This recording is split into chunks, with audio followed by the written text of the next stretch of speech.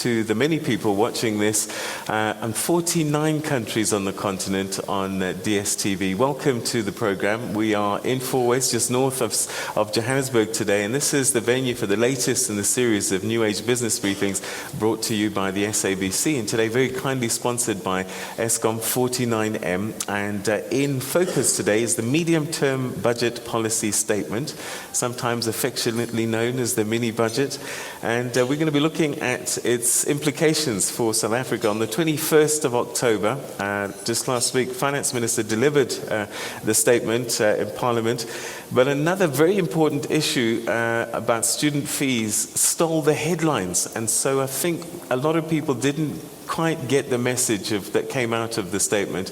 And it is an important message, one that we all really need to listen to and to take to heart. So today's a good time to revisit this and to see what was said and why it's important to you, what difference it's going to make to you and I. And to help us unpack that, we have the Finance Minister himself, the Honourable Nhlanhla Nene. Thank you very much indeed for joining us, and welcome. Thank you, Peter, and morning to your viewers and everyone in the room. And next to you is somebody that everybody loves, the tax man, the Commissioner of the South African Revenue Service, Mr. Tom Moyane. Thank you very much for joining us, and welcome. Thank you very much for inviting us, and thanks to our viewers all over the country. Especially the ones that are paying their tax, eh? Tax compliant, yes. And next to you is Clive Ramathabela-Smith, who we've had a few times. Great to have you again, business analyst, to give us a view, I guess, of business and the investor community, how they've viewed the budget, and hopefully we'll get a sense from our audience as well, and you at home at Morning Live SABC, hashtag TNA Biz Brief. What are your thoughts? The Minister's here, SARS Commissioner's here, and Clive's here to unpack some of these issues. Let's start with you, Minister. And you know, your speech was comprehensive. You dealt with all the issues. Now, if I'm Joe Soap, I'm not very clever, but I want to understand why that speech was important to me. What was your broad message for the average citizen? Thanks, Peter. As we know that the medium-term budget policy statement, which I have failed dismally to disabuse people of this notion of it being the mini budget. So I've learned to accept that. But it's an opportunity to look at the rearview mirror of, since the tabling of our budget, but also an opportunity for us to lay the foundation and direct the nation towards our upcoming budget. It's a legal requirement in terms of our law, at least 3 months prior to the tabling of the budget. We need to give this indication.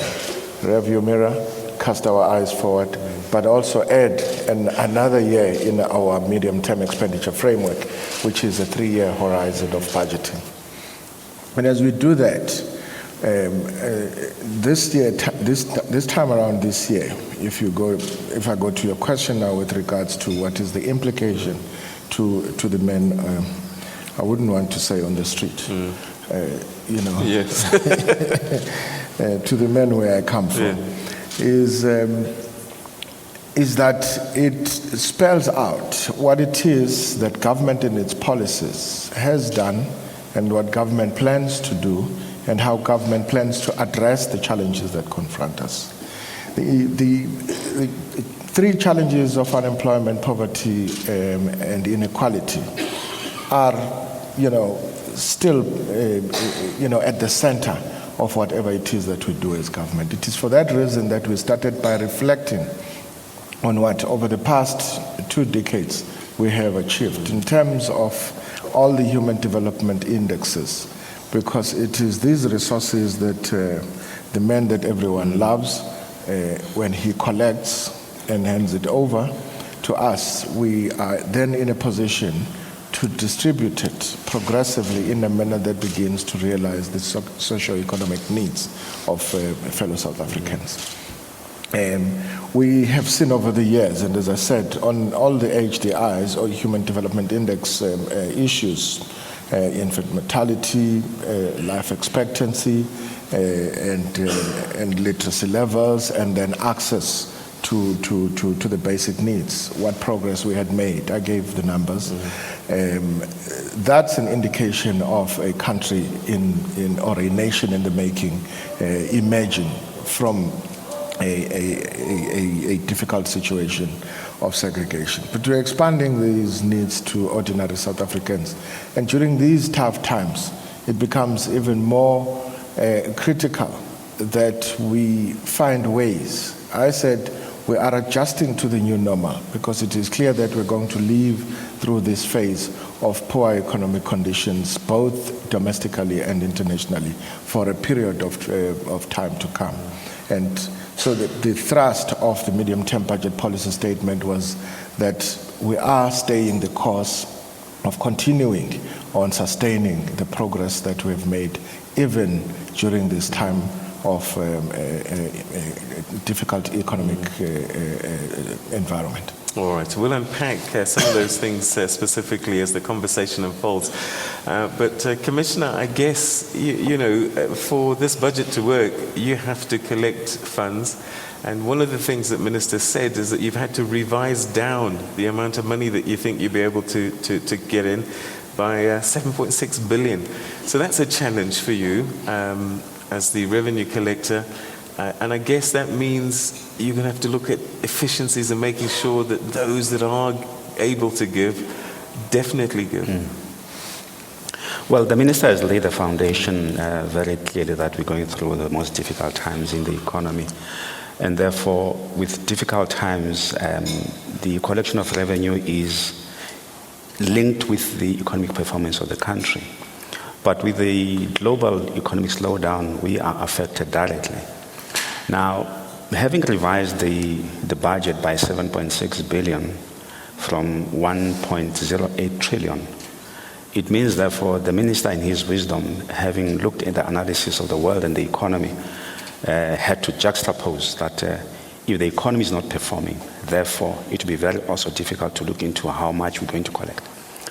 But as SARS, we are saying, much as the Minister has made that call based on clear economic analysis, it is important for us to look at other avenues in order for us to be able to close the leaks that are there in the economy. We must say here that it's going to be a long call, but we are charged with the responsibility according to the law that to collect all revenue due.